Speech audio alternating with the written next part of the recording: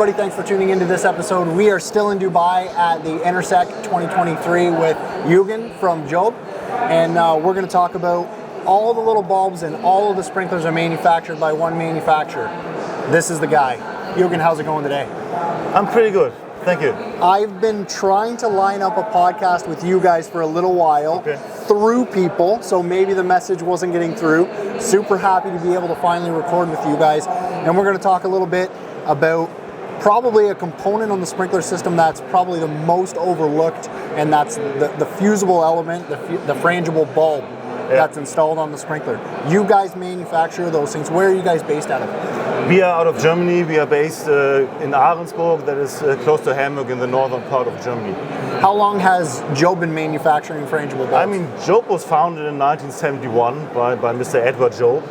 And since then we make the glass bulbs, we improve the glass bulbs. We invented the fast response glass bulbs for fast response application. So you guys were actually the creator of the fast response sprinkler? Yeah, more or less, of awesome. The fast response sprinkler with the glass bulb. Right, yeah. Okay. So is this all that you guys do? You guys don't do any of the solder, link, and lever? You guys stick with the frangible bulbs? We base everything on the glass bulb technology. Yep.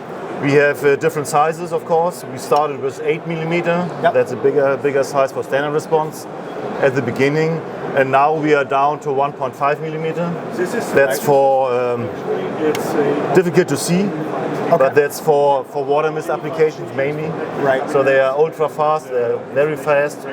But the main products for sprinkler applications are the 5 millimeter, the standard response, and the 3 millimeter for fast response. And you guys are the manufacturer. You guys go through everybody, Reliable, JCI, Viking, Victolic. Everybody buys their more stuff. or less every sprinkler manufacturer uses our glass bulbs. Is there any? Do you guys have any competition, or you guys are the guys? There is some competition, but you wouldn't call them competition. It's no. It's some. In German we would say Mitbewerber, but it's... I don't know what that means. It sounds funny though. So, what's your role in Job?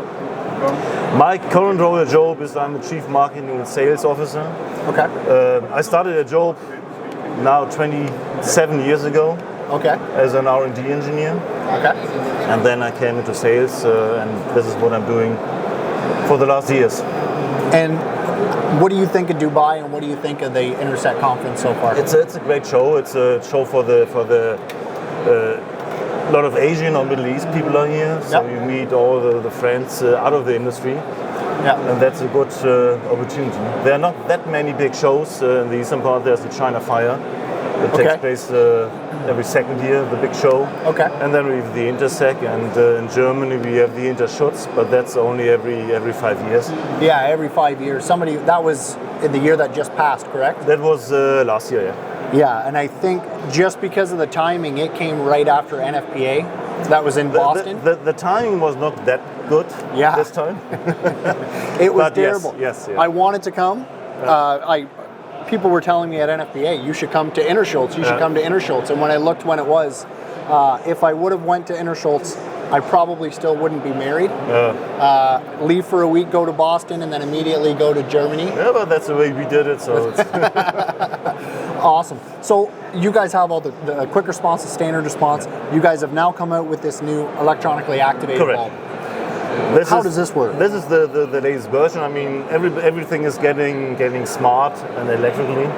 So we thought, why not the sprinkler industry? Also, it's a very conservative industry, and it takes long to implement new things.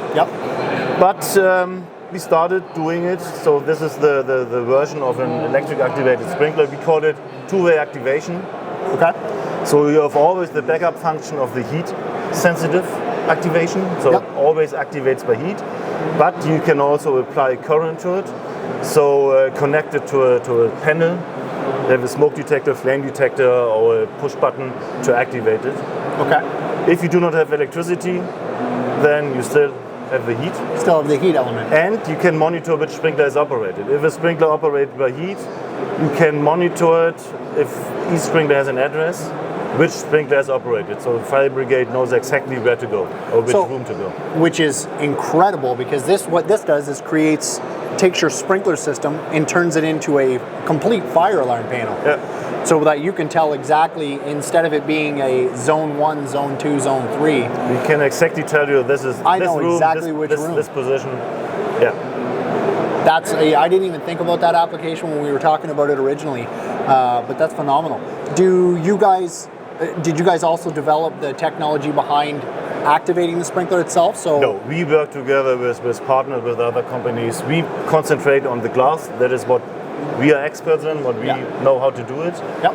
But all the detection, the fire panels, that we do with partners or with our customers. Okay, so the fire panel manufacturer would say, if this sprinkler needs to activate, these sprinklers around it need to activate, creating a remote area. I mean, you can, sure, of course. Yeah. I mean, you also can, if one sprinkler operates and you decide that you want to have the surrounding sprinklers also to operate, right? That's possible. Yeah, absolutely. Yeah. Kind of create a surround and drown situation for the fire. So, what kind of technology is into the bulb? Because I can see it looks like there's little markings on the bulb. It's electrically coated. Okay. There's a little bit of a secret how to do it. Sure, absolutely. You're not going to tell everybody else how to do it? No, we coat it electrically. We have a certain resistance on the glass bulb. Okay. And if you apply current, it heats up. If you have a resistance, like the back window of the rear window of the car. Yeah, the defrost. Yep. And it heats up and operates. And it takes only about 2 seconds to operate, so it's also very quick. Awesome. Well, let's check this out and let's see. And then this will be where we cut into the actual activation of it. Yeah. So let's check that out. Would you want to do it here, or do we have to do it? No, over we there? can do it here. I mean, we have to cover it because the glass bulb will spread around. Yep. So we connect it. Okay, so walk me through what we're doing here now. No, we simply have connected this to a box. That's a demo box. Okay. But it's similar to an I/O box that you have close to the sprinkler. Yep. So where you can monitor the sprinkler. Yep. That their function. For that reason, it doesn't say burn at the moment. Yep. Only say on. Yep. So if I press a button, it heats up and operates. And afterwards, it says a burn because there's no contact anymore. Right. So once the sprinkler activates, it'll say burn. Yeah. It should. That's the idea behind it. That's the Shut us out or? Absolutely. Okay, Let it rock. You see, its power is getting.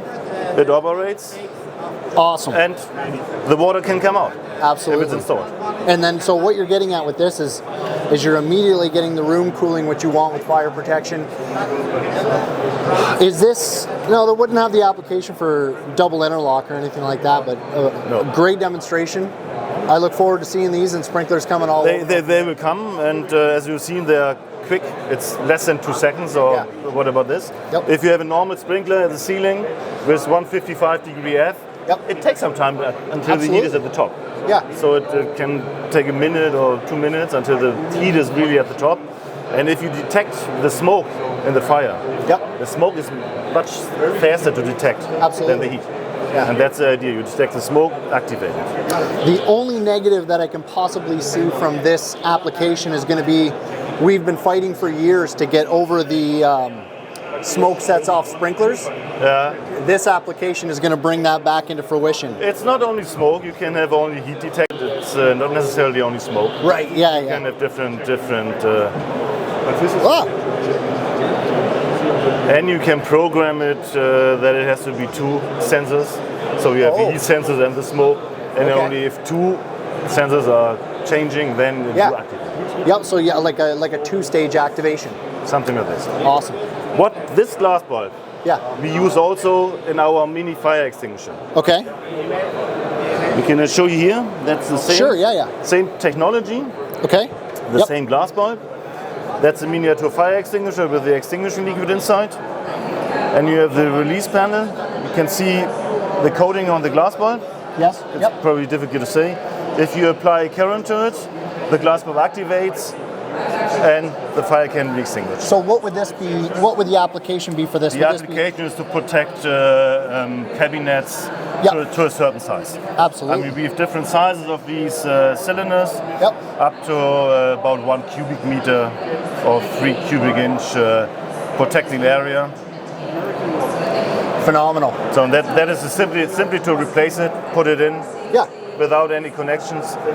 You don't need it. You can only activate it also by heat. Yeah, absolutely. It's very easy to install in existing units. So you could also use that bulb in this activation as an activation for a flow switch as well, in a self-contained. Sure.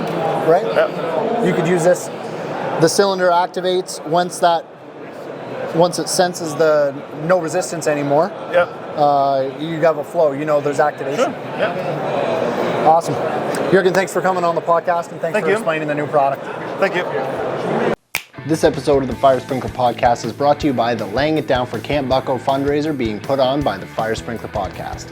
With local partners Wallace Kent Sprinkler, Troy Life and Fire Safety, Greater Toronto Fire Protection, Lamsar, and Joseph Hullage, with major provider of the fire hoses being brought to you by the Toronto Community Housing, we are well over the 63 kilometers required to break the world record.